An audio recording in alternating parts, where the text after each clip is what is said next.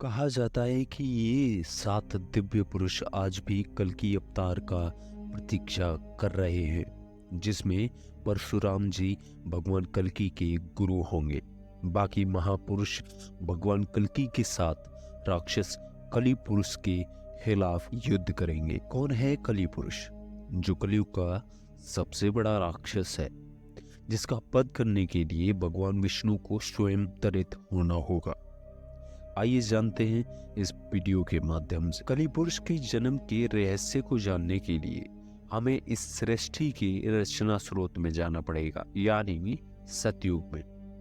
एक बार ऋषि दुर्वासा इंद्रदेव से मिलने स्वर्गलोक गए हुए थे, परंतु इंद्रदेव वहां नहीं थे। वो किसी राक्षस का वध करके अभी स्वर्गलोक लौटे हुए थे कि तभी दुर्वासा ऋषि ने उनके स्वागत के लिए फूलों की माला दी।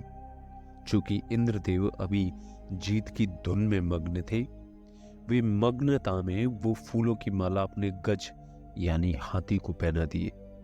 और जब पुनः सभा शुरू हुई तो दुर्वासा ऋषि उनसे मिलने आए, तो उन्होंने देखा कि उनकी फूलों की माला हाथी के पैरों में पड़ी हुई है। ये देखकर दुर्वासा ऋषि को क्रोध आ गया और क्रोध में उन्होंने श्राप दे डाला कि जिस ऐश्वर्य में तुमने मेरे उपहार का अपमान किया है, ए इंद्र, वो ऐश्वर्य तुमसे छिन जाएगा। उसके बाद धन और मान की हानि होने लगी, देवता कमजोर होने लगे।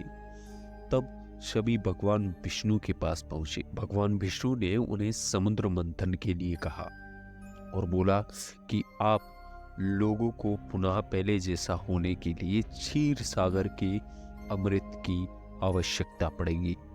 चूंकि देवता अभी कमजोर थे, इसीलिए इंद्रदेव ने असुरों के राजा बलि से समुद्र मंथन के लिए मदद मांगी। पहले तो राजा बलि ने देवताओं को मना कर दिया, क्योंकि वह जानते थे कि देवता असुरों के साथ छल करेंगे। परंतु शुक्राचार्य के कहने पर राजा बलि इस शर्त पर तैयार हुए कि जो भी समुद्र मंथन में से निकलेगा उसका बंटवारा होगा। तब मंथरांचल पर्वत को गरुड़ देव ने अपने चोंच में उठाकर क्षीर सागर में रखा और सर्प राजा वासुकी को उस पर्वत में लपेटकर रस्से के रूप में लिया गया। राक्षसगढ़ वासुकी नाग के मुख की ओर थे और देवतागढ़ वासुकी नाग की पूंछ की ओर। परंतु मंथन नहीं हो पा रहा था, क्योंकि मध्यांचल पर्वत का आधार घूम नहीं रहा था।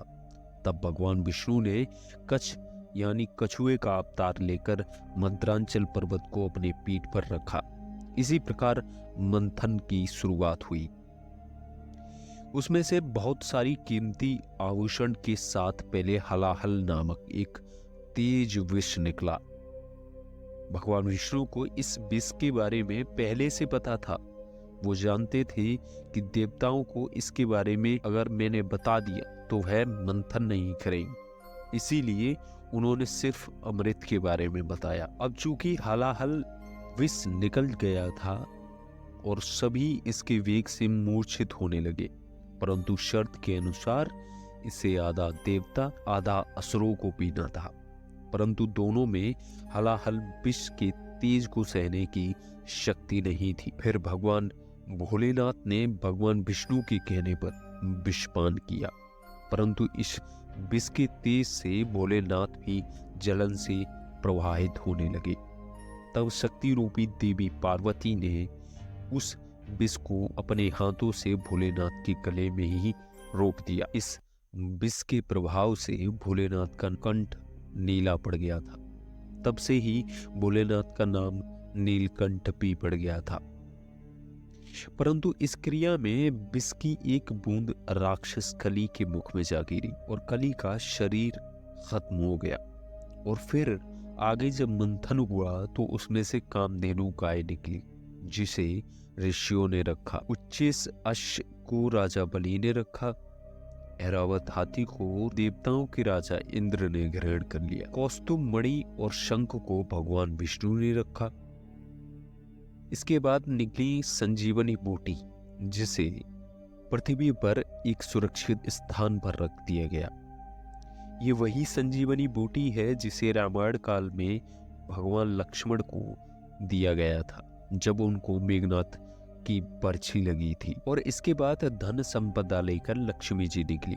लक्ष्मी जी देवता, ऋषि, मुनि एवं राक्षस सभी उनको ग्रहण करना चाहते थे, परंतु लक्ष्मी जी ने खुद विष्णु जी को ग्रहण कर लिया। चंद्रमा निकले, भोलेनाथ जी ने ग्रहण कर लिया। इसके बाद परिजात वृक्ष और कल्प वृक्ष निकले जिसे स्वर्ग में स्थापित किया गया। फिर निकली रंभा जिसे स्वर्ग में अप्सरा बनाकर स्वर्ग में रखा गया। इसके बाद निकली बारूणी देवी यानी सूरा देवी, गॉडेस ऑफ एल्कोहल, शराब की देवी, जिन्हें असुरों ने ले लिया। और अंत में भगवान धन्वंतरी अपने हाथों में अमृत कलश लेकर निकले। इसी अमृत की छीना झपट में कुछ बूंदें समुद्र में जा गिरी जो उज्जैन, नासिक और इलाहाबाद में गिरा था। और कहा जाता है कि हर 12 साल बाद फिर से वही अमृत प्रकट होता है। उस वक्त वहां स्नान करने से रोग दोष सभी दूर हो जाते हैं। और इसी अमृत की कुछ बूंदें कली पुरुष के भी मुख में जा गिरी, जिससे वो फिर से जीवित उठा, परंतु वो भौतिक रूप में ना आ सका। अमृत को बंटवारे के लिए भगवान विष्णु ने मोहिनी रूप ले लिया और सारा अमृत देवताओं को पिला दिया। परंतु राहु और केतु दो राक्षस देवताओं का रूप लेकर अमृत पी लिए थे, तो भगवान विष्णु ने उनका सर काट दिया, परंतु अमृत पीने के चलते वो अमर हो चुके थे।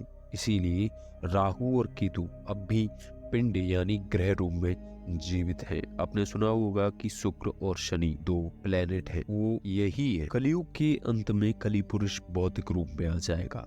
कली पुरुष अभी भौतिक रूप में नहीं आया है, परंतु वो अपनी शक्तियों से इंसान पर काबू पा सकता है।